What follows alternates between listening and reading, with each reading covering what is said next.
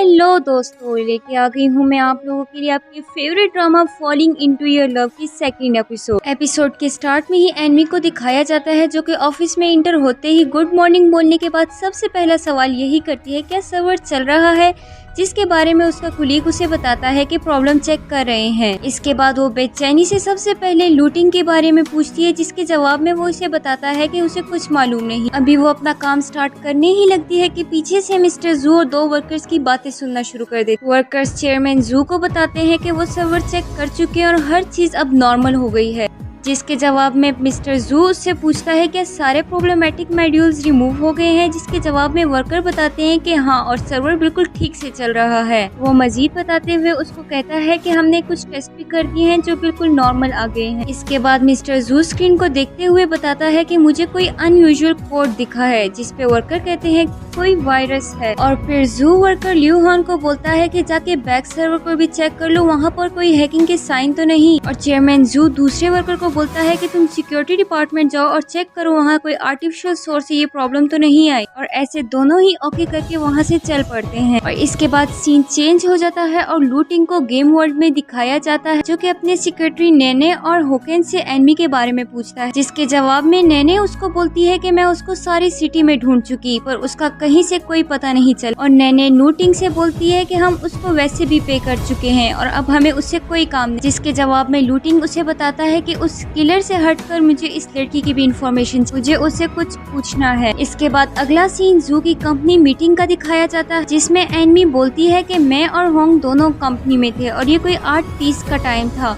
और मुझे थोड़े चक्कर आए और मैं लॉगिन होने के बाद बेहोश हो गई, इसलिए मुझे कुछ भी याद नहीं। इसके बाद होंग बताता है कि लास्ट टाइम जब मैं प्रोग्राम अपलोड कर रहा था तो मैंने एनमी को नहीं, मुझे लगा ये चली गई है। इसके बाद चेयरमैन जू उससे पूछता है क्या उस दौरान तुम उठने की काबिल थी। इसके जवाब में एनमी उसको सर हिलाते हुए बोलती है नहीं। एक वर्कर बोलता है कि सीसीटीवी के मुताबिक कोई भी मशीन रूम में इंटर नहीं हुआ और कोई प्रोग्रामिंग डिपार्टमेंट में भी कोई कंप्यूटर के पास भी नहीं गया। इसके बाद चेयरमैन जू एनमी को जाने का बोलता है, कहता है कि इसमें कंफ्यूज होने वाली कोई बात नहीं, ये सिर्फ एक रूटीन लाइफ इंक्वायरी थी। जिसके जवाब में एनमी सर हिलाते हुए बाहर की तरफ जाने लगती है, फिर वापस मुड़ती है और मिस्टर जू को मुखातिब करते हुए कहती है कि प्लीज उसको मत निकाल। इसके जवाब में डायरेक्टर जिया काफी गुस्से में उसको देखते हुए कहती है कि तुम्हें इस सिचुएशन में भी सिर्फ उसकी परवाह है। और चेयरमैन जू भी एनमी से पूछता है कि तुम्हें इस एनपीसी की इतनी परवाह क्यों है। जिसके जवाब में एनमी उसे बताती है कि काफी फीमेल प्लेयर्स के लिए वो सिर्फ एक गेम कैरेक्टर नहीं, उसने काफी लोगों को इनकरेज किया कि वो अपनी लाइफ से प्यार कर सके। जिस पे डायरेक्टर जू उसको गुस्से से बोलती है कि तुम सिर्फ एक छोटी सी वर्कर हो, ना कि प्लेयर।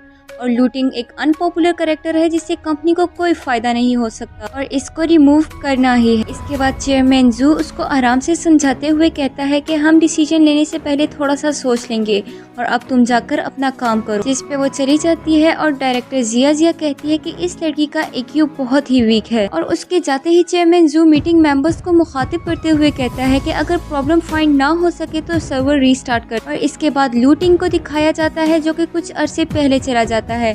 ऐसा इसलिए होता है क्योंकि कंपनी ने सर्वर रीस्टार्ट कर दिया है। और यहाँ लूटिंग हैरान होता है कि वो इतना पीछे कैसे आ गया और ये क्या हो रहा है उसके साथ, और उसको ऐसा लगता है जैसे ये सब कुछ पहले हो चुका है। इसके बाद सीन चेंज हो जाता है और एनमी को एक कैफे में दिखाया जाता है जो कि लंच कर रही होती है और वो लंच के दौरान में भी सिर्फ उस मीटिंग में होने वाली बातों के बारे में सोचती है। और वो आगे पीछे देखती है जहाँ सब एक दूसरे का ख्याल रखते हैं, तो उसको भी अपनी मामा की याद आ जाती है और वो उनको कॉल करती है। वो अपनी मामा से बात करती है जिसपे उसकी मामा उसको बताती है कि उसके घर लंच के लिए कुछ गेस्ट आए हैं और वो लोग लंच कर रहे हैं और तुम अपने भाई का भी ख्याल रखना, वो उस जगह पर नया है। इसके बाद वो कॉल बंद कर देती। इसके बाद मिस्टर जू को दिखाया जाता है जो कि वर्कर्स के साथ सिस्टम में वायरस डायग्नोस करता है। वो वर्कर्स को बताता है कि सिस्टम रीस्टार्ट करो और कोशिश करो ऐसा दोबारा ना हो। इसके साथ ही सिस्टम में एक वार्निंग शो होती है कि लूटिंग शेड्यूल एरिया में आ गया, जिसपे वर्कर्स काफी हैरान होते हैं क्योंकि वो शेड्यूल एरिया में सिर्फ प्लेयर्स ही जा सकते। और इसके बाद नैने और लूटिंग को दिखाया जाता है और लूटिंग फिर हैरान होता है कि ये सब कुछ मेरे कंट्रोल में क्यों नहीं,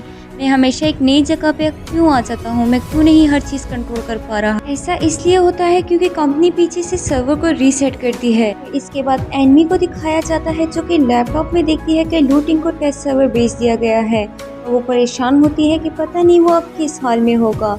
एनमी का भाई उसके पास बैठा होता है जो कि उससे पूछता है कि क्या तुम हमारे साथ चलोगी, हम सब फ्रेंड्स ढेर सारा फन करेंगे। जिस पे एनमी उसको मना कर देती है तो वो उसको बोलता है कि हमारे साथ कुछ क्यूट लड़के भी होंगे। जिस पे एनमी उसको बोलती है मुझे किसी में कोई इंटरेस्ट नहीं। जिस पे उसका भाई उससे चिढ़ते हुए कहता है कि तुम एक गेम कैरेक्टर से इतना प्यार कैसे कर सकती हो, तुम्हें उससे कोई बॉयफ्रेंड नहीं मिल सकता। जिसके जवाब में वो उसकी बेइज्जती करते हुए कहती है तुम्हें इन सब से कोई कंसर्न नहीं। इसके बाद उसका भाई उससे पैसे मांगता है जिस पे वो साफ इनकार कर देती है। जिस पे वो जिद करना शुरू कर देता है तो एनमी वहाँ से उठ के उसको छोड़ के चली जाती है। वो लैपटॉप यूज करती है और वो सोचती है अगर मैं स्पेस में ट्रैवल कर सकती हूँ तो मुझे लूटिंग को देखने जरूर जाना चाहिए। और वो सोचती है कि इस बार वो शानदार तरीके से मिलेगी। और एनमी अपनी गेमिंग क्लासेस के जरिए गेम वर्ल्ड में इंटर हो जाती है। सोचती है कि स्क्रिप्ट के मुताबिक लूटिंग आज पार्टी अटेंड करेगा। वो यही सब सोचती है कि उसका पैर फिसल जाता है। इसके बाद वो घोड़े भी सवार होकर किसी शहजादी की तरह पार्टी में जाती है और वहाँ पहुँचते ही उसकी सबसे पहली नजर लूटिंग पे पड़ती है। और वो दिल ही दिल में सोचती है कि उसको देख के कितना अच्छा लगा कि अब वो बिल्कुल ठीक है। वो लूटिंग के पास जाती है और सोचती है कि सर्वर रीस्टार्ट हो चुका है तो लूटिंग को पिछली कोई भी बात याद नहीं होगी और ये बिल्कुल गलत सोचती है। नैने उससे बात करने की कोशिश करती है जिस पे एनमी उसको बताती है कि वो यहाँ लूटिंग से मिलने आई है।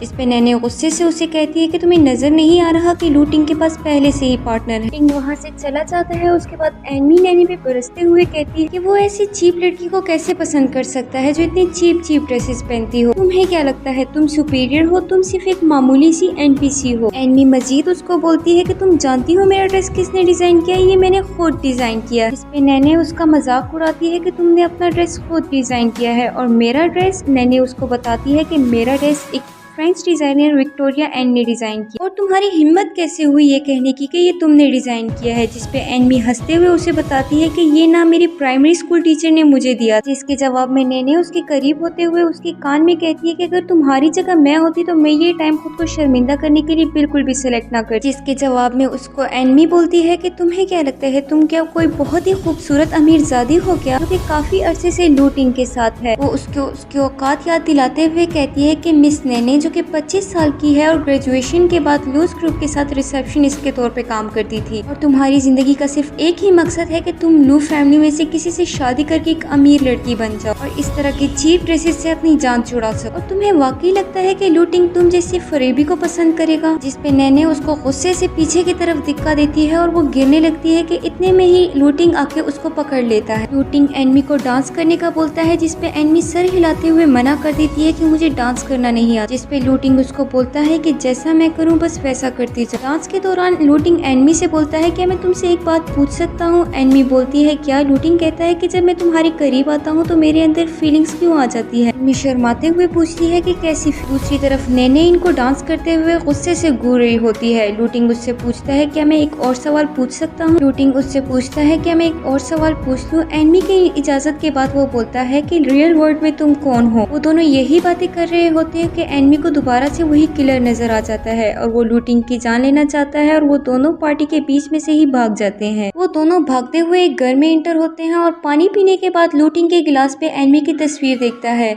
और वो उससे पूछता है कि तुम्हारी तस्वीर इस पे क्या कर रही है। एनमी बोलती है कौन सी तस्वीर और मुझे कोई आइडिया नहीं। के बाद लूटिंग बोलता है कि अच्छा मुझे ये बताओ कि तुम हमेशा उस किलर के साथ ही क्यों नजर आती हो। जिस पे एनमी सफाई देते हुए बताती है कि मैं उन किलर के साथ नहीं हूँ। लूटिंग बोलता है कि जब भी मैं तुमसे मिलता हूँ मुझ पे हमला तब ही होता है। तुम रियल लाइफ यानी जमीन पे हो कौन और तुम्हारा मकसद क्या है। जिस पे एनमी बहुत ही हैरान होती है कि इसको तो सब कुछ याद है। और एनमी खड़े होते हुए बोलती है कि मेरा क्या मकसद हो सकता है, मैं यहाँ सिर्फ आपको प्रोटेक्ट करने आती हूँ। जिस पे लूटिंग उसको बरसते हुए कहता है कि मैं तुम्हें इन्वेस्टिगेट कर चुका हूँ, तुम्हारा इस सिटी में कोई रिकॉर्ड नहीं, तुम हो कौन रियल वर्ल्ड में। जिस पे एनमी सोचती है कि इसे क्या करना चाहिए, क्या उसे सब कुछ सच बता देना चाहिए। जिस पे लूटिंग उसे शदीद गुस्से में पूछता है कि तुम जमीन पे कौन हो और इसके साथ ये एपिसोड खत्म।